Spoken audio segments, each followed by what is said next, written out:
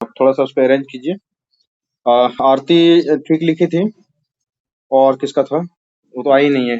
तनु, आपके कॉपी में बिल्कुल भी जो है कि ये चार्ट, डायग्राम, उसके बाद क्या कहते हैं, टेबल, कोई चीज है ही नहीं।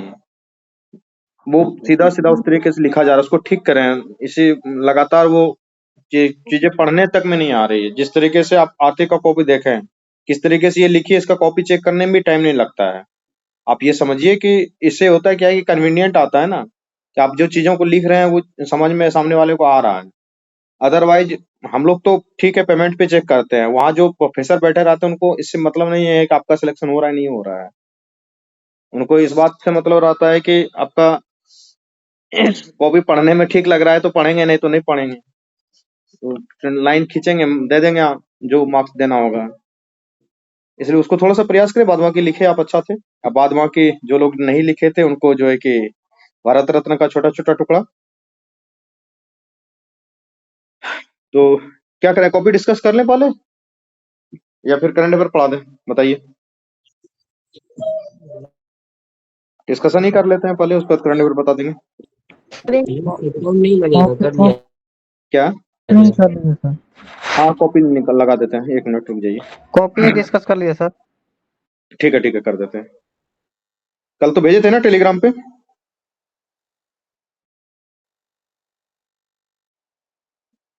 साक्लिन देखो जी तो सर। होगा इसमें, क्या कहते हो, चेक किया हुआ कॉपी इसमें व्हाट्सएप में। 1 मिनट। व्हाट्सएप पे तो है। आर्थिक का कॉपी होगा, उसको ले लेना। और तुम अपना कॉपी, 2 कॉपी को भेजो तो इस पे टेलीग्राम पे। ठीक है सर। मिल गया मुझको। और भेज दो टेलीग्राम पे, टेलीग्राम से निकालेंगे। हमने भी बहुत सारा चीज लिखा है, इसको भी लगा देता हूँ। अच्छा ठीक है, इसको डिस्कस कर लेते हैं, उसके बाद लगा देंगे हम। ठीक है, ये आ गया है स्क्रीन पे। 1 सेकंड वेट करेंगे प्लीज। दिख रहा है क्या स्क्रीन में?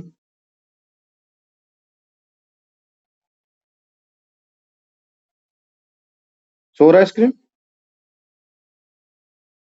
दिख रहा है? हेलो? जी सर, दिख रहा है। कॉपी दिख रहा है? जी सर। दिख रहा है सर। ओके, चलिए 1 सेकंड, जस्ट एक सेकंड। देखिए इसमें एक लिखा हुआ है, नोट लिखे हैं इसके कॉपी पे। यहाँ पे इन्होंने जो लिखी है वो थोड़ा सा भाषा का ठीक से प्रयोग नहीं हो पाया है, बाद में कि ये लिखी अच्छा है।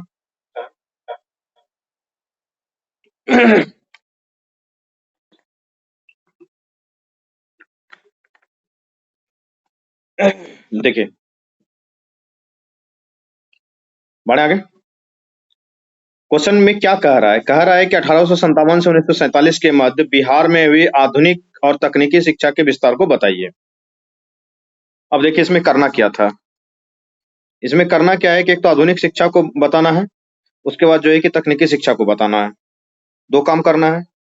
तो हम लोग पहले जो है कि क्या करते हैं, इसका एक खाका तैयार करते हैं। खाका कैसे तैयार करेंगे कि 1857 से 1947, अगर इस तरीके से टाइम स्पेसिफिक टाइम पीरियड बांध देता है तो आपके लिए या तो चीजें आसान हो सकती है या टफ हो सकती है। क्योंकि अगर आपको 1857 से 1947 का पता ही नहीं हो, आपको सिर्फ नालंदा, विक्रमशिला और जो है कि अनंतपुर या सोमपुर बिहार का पता हो, तो ऑब्वियस सी बात है कि आपको दिक्कत होने वाला है कि खूब पढ़ के आए हैं कि धर्मपाल ने इसने बनाया और गोपाल ने उसको बनाया।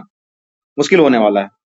अगर दूसरी बात ये है कि अगर आपको टाइम पीरियड उन्होंने बांध दिया है और आपको याद है कि टीएनबी कॉलेज का स्थापना कब हुआ, लंगट सिंह कॉलेज का स्थापना कब हुआ, पटना विश्वविद्यालय का स्थापना कब हुआ, पटना लॉ कॉलेज का स्थापना कब हुआ, पटना वेटनरी कॉलेज का स्थापना कब हुआ, कलकत्ता विश्वविद्यालय का स्थापना कब हुआ। पहले कलकत्ता विश्वविद्यालय से ही पटना का और बिहार का सारा कॉलेज का चलता था, फिर बांकीपुर में, कटक में किस तरीके से लड़कियों की शिक्षा के लिए बात की गई थी, तो मुद्दे आसान हो सकते हैं।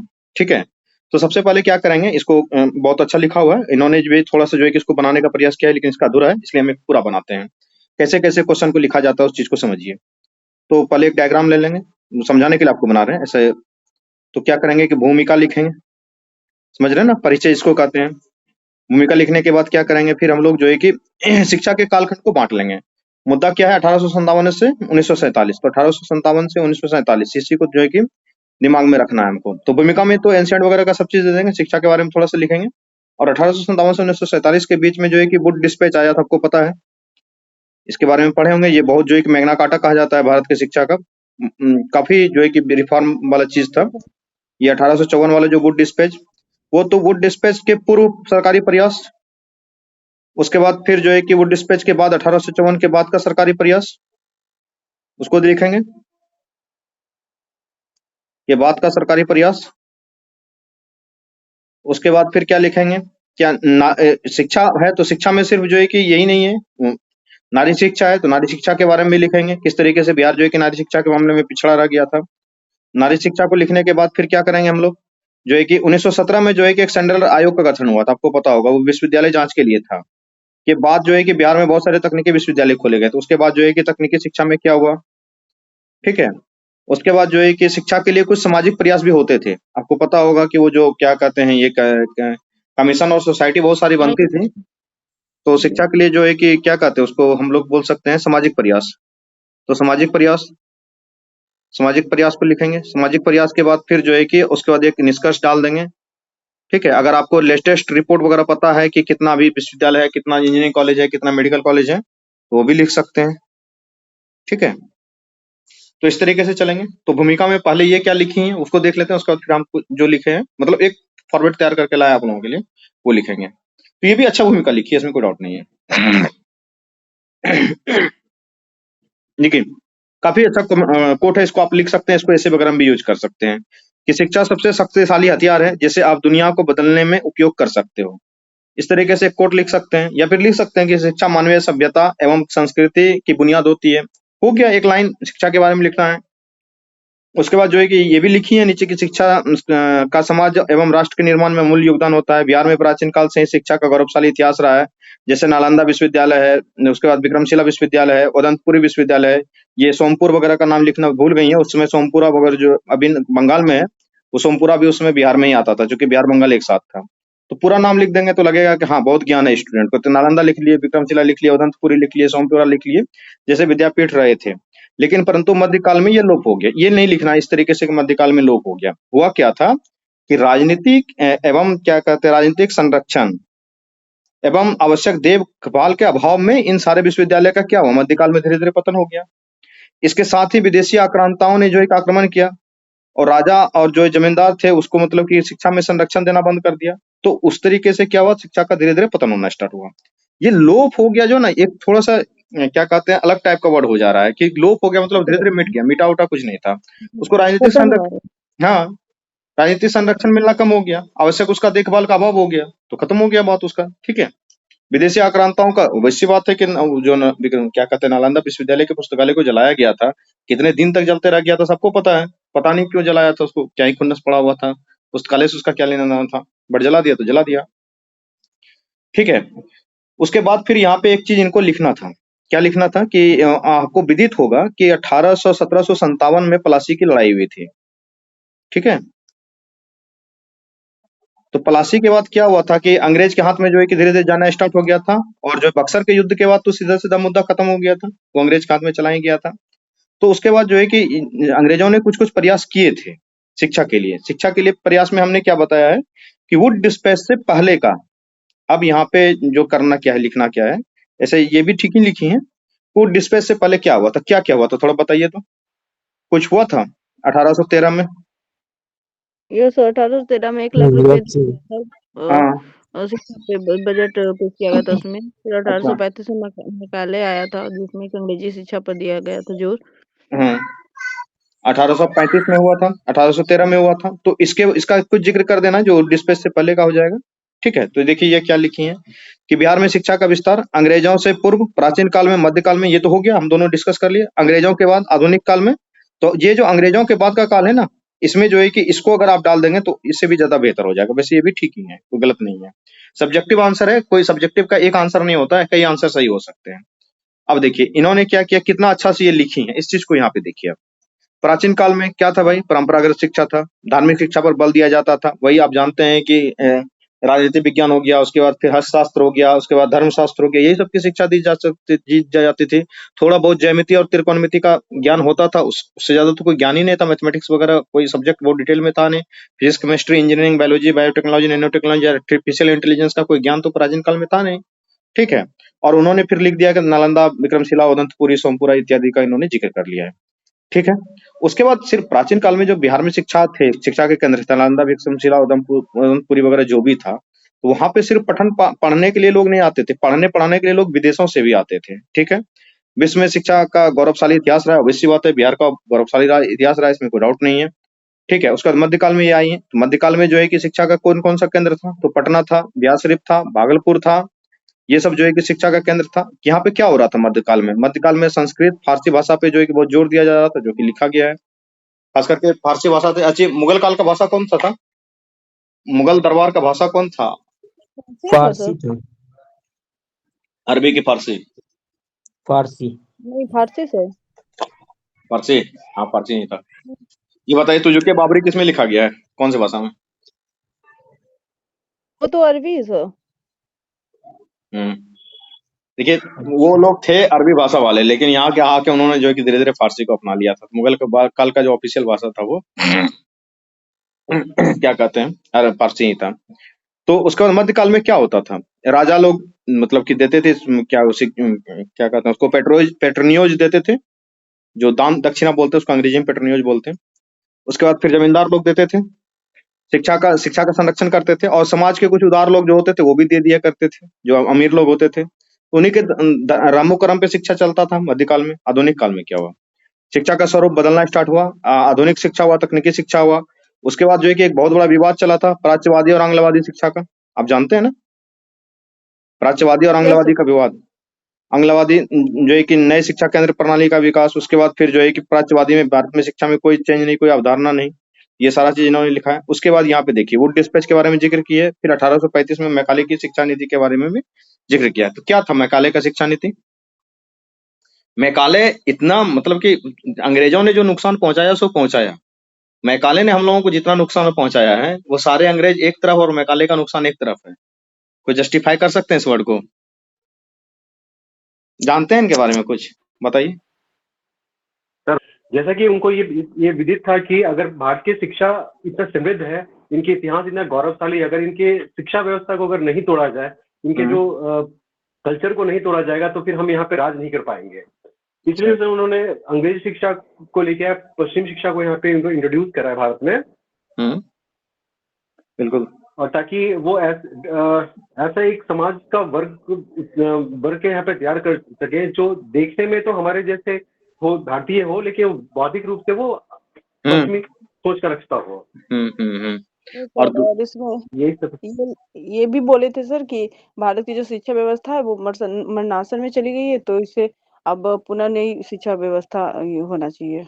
हाँ, उनका जो एक बड़ा खतरनाक सा कोट था कि क्या कहते हैं, किसने बोला था वो कि मतलब भारत का एक पुस्तकालय है एक तरफ, और जो है कि उधर यूरोप का लाइब्रेरी, जो एक लाइब्रेरी का एक तहखाना जो है कि इसके बड़े बड़े पुस्तकालयों और ज्ञान केंद्रों के बराबर है। जी सर, इन्हीं का तो था सर। हाँ, ये मैकाले का इसने नहीं क्या था सर जी, क्या बोले?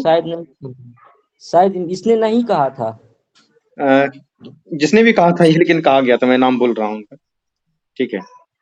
तो ये सारा चीज जो खास करके दानिश ने बताया कि मैकाले की जो शिक्षा नीति थी वो बहुत सही उन्होंने डिस्कस किया।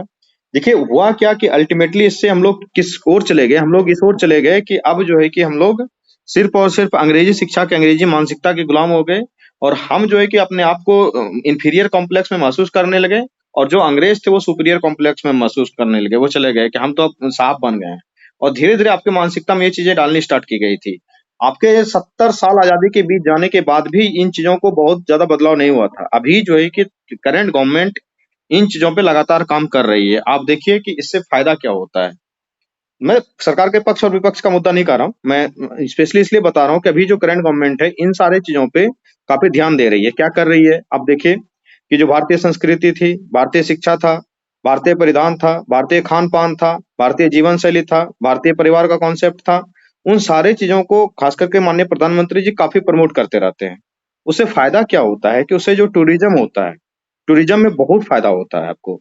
उसके बाद जो है कि जो फैशन का ब्रांड होता है या फिर ई कॉमर्स होता है, ये सारा चीज एक तरीके से जब लोग चर्चा में आता है, इस पे बातचीत करते हैं, तो ये धीरे धीरे एज ए ब्रांड बन करके धीरे धीरे ये विदेशों में जाएगा। जैसे हमारा यूपीआई चला गया ना, वो उसी तरीके से ये भी जाने वाला है। तो इसका जो है कि बहुत असर पड़ता है, खास करके आपकी इकोनॉमी पे भी इन सब चीजों का बहुत अच्छा खासा असर पड़ता है। तो खैर चलिए चलते हैं। तो बिहार विभाजन से पूर्व जो है कि शिक्षा, तो बिहार विभाजन से पूर्व में शिक्षा 1857 से 1912 तक में बिहार में जो है कि रूढ़िवादिता वगैरह थी। तो बिहार का पिछड़ा होना, बंगाल का लाभ जो है कि विलियम बेंटिक के द्वारा शिक्षा का उपयोग किया गया था। उसके बाद 1863 में जो है कि देवघर, मोतिहारी, हजारीबाग और में जिला स्कूल को मंजूरी मिली थी। अभी हम बताएंगे इसको सारा एक एक करके आपको लिखवा देंगे। इसमें तो ये लिखी है कुछ कुछ, बाद बाकी हम आपको लिखवा देंगे। ये सारा लिस्ट है वो हम भी लिखवा देंगे आपको। हंटर आयोग के बारे में लिखी है। उसके बाद जो है कि 1867 में नारी शिक्षा के लिए जो है कि पटना में 2 स्कूल खोले गए थे। जो बांकीपुर का स्कूल था वो सबसे इम्पोर्टेंट, आपको पता है कि बांकीपुर में खोला गया था, और एक कटक उड़ीसा में, एक साथ दोनों जगह जो है कि स्कूल खोले गए थे। 9 जनवरी 1863 को पटना कॉलेज की स्थापना हुई थी, सब लोग जानते हैं। और ये बिहार का सबसे पुराना कॉलेज है, पटना कॉलेज। बिहार का सबसे पुराना कॉलेज पटना कॉलेज है। ये 9 जनवरी 1863 को स्थापना हुआ था। ये पीटी में भी आ सकता है। 1917 में पटना विश्वविद्यालय की स्थापना हुई है। 1916 में जो है कि पटना हाईकोर्ट की स्थापना हुई है। ये सारा डेट याद रख लीजिएगा, काम आएगा पीटी वगैरह में भी। ठीक है। 1904 में जो है कि भारतीय विश्वविद्यालय अधिनियम आया था, शोध और शिक्षा पर बल देने की बात की गई थी। तो इसका डेट याद रख लीजिएगा, 9 जनवरी 1913, सॉरी 1863, क्या 1913 बोल रहा हूँ। पटना कॉलेज की स्थापना हुई थी। मानविकी विषयों की शिक्षा हुई थी। उसके बाद फिर जो है कि इसमें साइंस वगैरह के सब्जेक्ट जोड़े गए थे। फिर साइंस के लिए अलग से कॉलेज खोले गए थे। उसके बाद इन्होंने क्या किया, ये अच्छा ये साथ ही मिला दिए हैं। ठीक है। 1872 में जो एक मुजफ्फरपुर में साइंटिफिक सोसाइटी का स्थापना की गई थी। अलीगढ़ आंदोलन से प्रेरित था। ये खास करके मुस्लिमों के लिए, मुस्लिमों को साइंस की ओर जोड़ने के लिए था। 1873 में जो है कि इसकी पटना में भी एक शाखा खुली थी। 1866 में जो है कि पटना सिटी में मोहम्मद एंग्लो अरेबिक स्कूल की स्थापना की गई थी। उसके बाद दरभंगा के महाराज और टिकरी के महाराज द्वारा अंग्रेजी शिक्षा को लोकप्रियता बनाते हुए तो आर्थिक सहायता दिया गया था। ये तो हद ही बात है कि जब हमारे जो महाराज लोग थे वो भी अंग्रेजी शिक्षा को ही लोकप्रिय बना रहे थे। क्यों? क्योंकि वही मैकाले वाला असर है, सबके दिमाग में चढ़ा हुआ है कि अंग्रेजी शिक्षा इज द बेस्ट शिक्षा।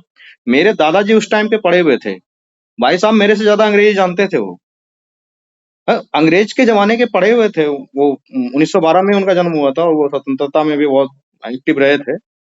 तो वो बहुत अंग्रेजी बोलते थे। हम लोग तो बचपन में डरे रहते थे कि क्या बात है। ठीक है। तो बिहार में 1912 से 1947 के बीच आधुनिक शिक्षा और तकनीकी शिक्षा, तो वैसी बात है 1917 में सेंट्रल आयोग आया था। सेंट्रल आयोग विश्वविद्यालय की जांच के लिए था, जिन्होंने कहा था विज्ञान प्रौद्योगिकी डिग्री डिप्लोमा उपराधि हेतु जो है कि व्यावसायिक कॉलेज खोले जाए। और सेंट्रल आयोग के रिपोर्ट पे जो है कि फिर आपको ये पूसा वगैरह का कॉलेज वगैरह खोला गया था। बिहार का सबसे पुराना कॉलेज है पटना कॉलेज। 1917 में कला संकाय, उसके बाद फिर 1919 में भौतिकी विभाग, रसायन विभाग। ये मतलब भर भर के आरती लिख दी है इसको। ये कहाँ से लिखा गया है आरती? क्या सर? ये कहाँ से लिखे हैं एकदम पूरा ऊपर से नीचे तक? पढ़े थे कहीं 2-3 चैनल से पढ़े थे, वही अच्छा, सारा वही लिखे, तो लगा कि मेरे लिए भी एक थोड़ा सा जो है ना और पढ़ेंगे अरेंज तो कर लीजिएगा कर इसको। लेंगे। ठीक है। लिखे तो ठीक ही है, भाई उसमें कोई डाउट नहीं है। वो सीधा सीधा सर, लग रहा है ना कि ज्ञान का बौछार किया गया है। खैर ठीक है, कोई दिक्कत नहीं है इसमें। इसको थोड़ा सा और अरेंज कर लीजिएगा तो हो जाएगा ना कि इसके बाद ये, इसके बाद ये। ठीक है। हाँ, वो डेट का लग रहा था, हम लिख रहे थे तो लग रहा था डेट ऊपर नीचे हो गया। देखिए 1925 में पटना मेडिकल कॉलेज, 1947 में दरभंगा मेडिकल कॉलेज। अरे 1925 में, 47 में, डेट ठीक है तुम्हारा?